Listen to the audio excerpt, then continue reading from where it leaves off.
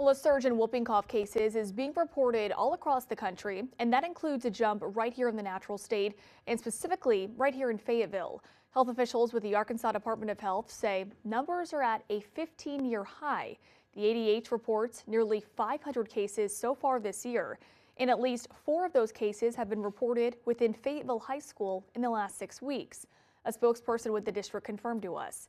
And adding over the last 3 months, at least 10 cases have been reported locally, with the most occurring among school-aged children.